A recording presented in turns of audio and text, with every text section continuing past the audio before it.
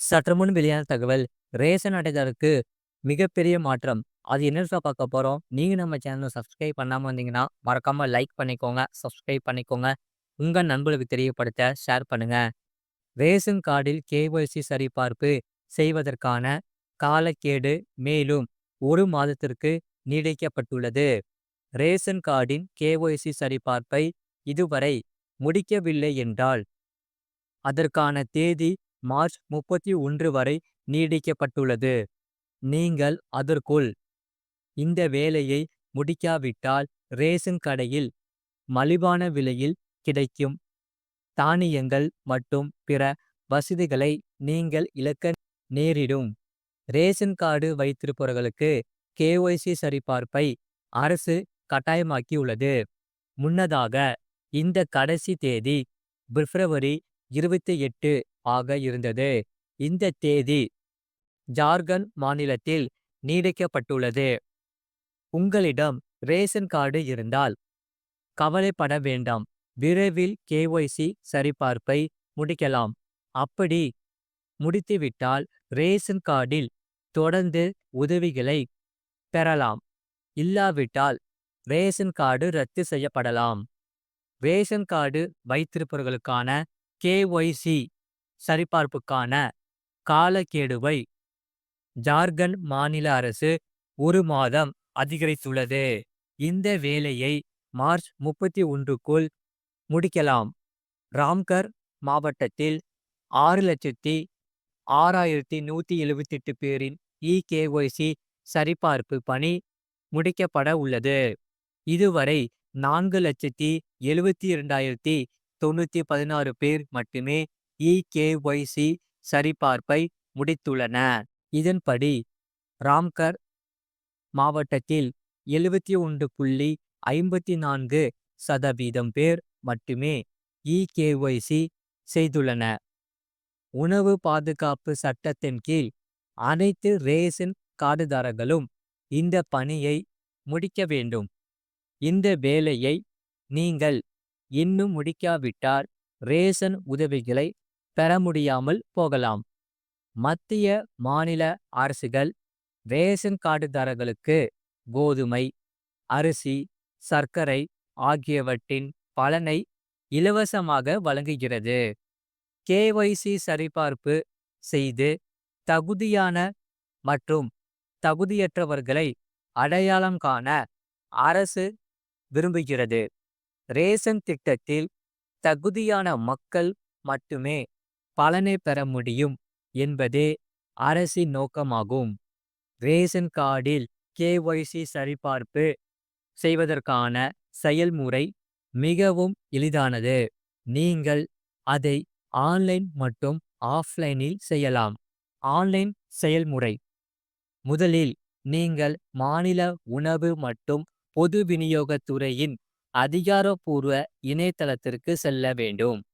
Ration card விவரங்களை வைத்து உள்நுழைந்து KYC பிரிவுக்கு செல்லவும். தேவையான தகவல்களை பூர்த்தி செய்து உங்கள் ஆதார் அட்டை, இருப்பிட சான்றிதழ் மற்றும் பிற ஆவணங்களை பதிவேற்றம் செய்ய வேண்டும். சரிபார்த்த பிறகு உங்கள் கேஒய்சி புதுப்பிக்கப்படும். ஆஃப்லைன் செயல்முறை. அருகில் உள்ள ரேஷன் கடை அல்லது பொது சேவை மையத்திற்கு செல்ல வேண்டும். ஆதார் அட்டை, ரேஷன் கார்டு, இருப்பிட சான்றிதழ் மற்றும் பாஸ்போர்ட் அளவு புகைப்படம் ஆகியவற்றை சமர்ப்பிக்க வேண்டும். கைரேகை அல்லது ஓடிபி மூலம் பயோமெட்ரிக் சரிபார்ப்பை முடிக்க வேண்டும். ஆவணங்களை சரிபார்த்த பிறகு உங்கள் கேஒய்சி செயல்முறை நிறைவடையும்.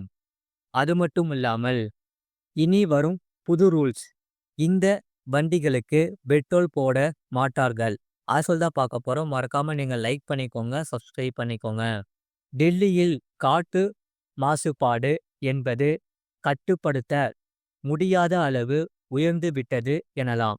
வருடா வருடம் காற்று மாசுபாட்டின் அளவு அதிகரித்து கொண்டே வருகிறது. பல ஆண்டுகளாக இதை கட்டுப்படுத்த பல்வேறு நடவடிக்கைகள் எடுக்கப்படும். அதற்கு நிலையான தீர்வு எட்டப்படவில்லை எனலாம்.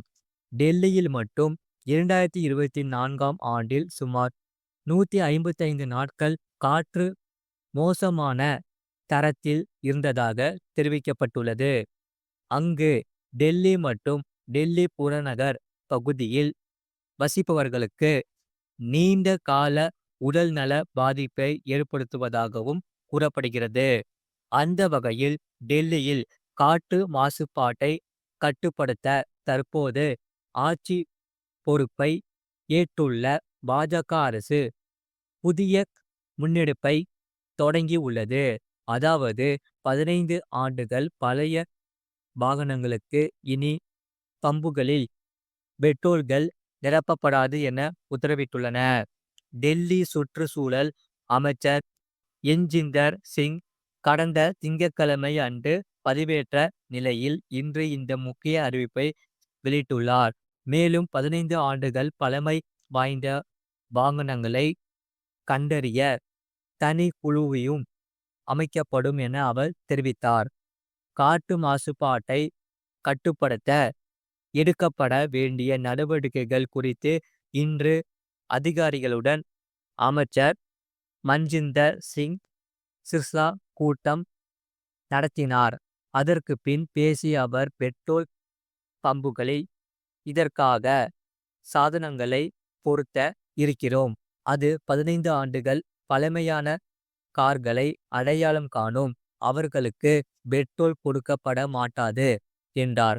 மேலும் டெல்லிக்குள் வரும் கரண வாகனங்கள் மீது முதலில் அரசு கவனம் செலுத்தும் என்றும் கொண்டுவரப்பட்ட விதிமுறைகள் முறையாக பின்பற்றப்படுகிறதா என்பதை குழுவினர் கண்காணிப்பார்கள் என்றும் கூறினார். டெல்லியை சுற்றிலும் காற்று மாசுபாட்டை ஏற்படுத்தும் பல்வேறு அமைப்புகள் இருக்கின்றன. அவர்கள் அனைவரும் காற்று மாசுபாட்டை தடுப்பதற்கான சாதனங்களை பொருத்த அறிவுறுத்தப்படுவார்கள். காற்று மாசுபாட்டை ஏற்படுத்தும் வானுயர் கட்டணங்கள், ஓட்டல்கள், வணிக வளாகங்கள் ஆகியவற்றில் ஆன்டி ஃப்ராக் கன்ஸ் எனப்படும் காற்று மாசுபாட்டை குறைக்க உதவும் சாதனம் பொருத்தப்படலாம். டெல்லியில் காலியாக இருக்கும் நிலங்களில் புதிய காடுகள் உருவாக்கப்படும். அதன் மூலம் மாசுபாடு குறைக்கப்படும் எனவும் பதிலளித்தார்.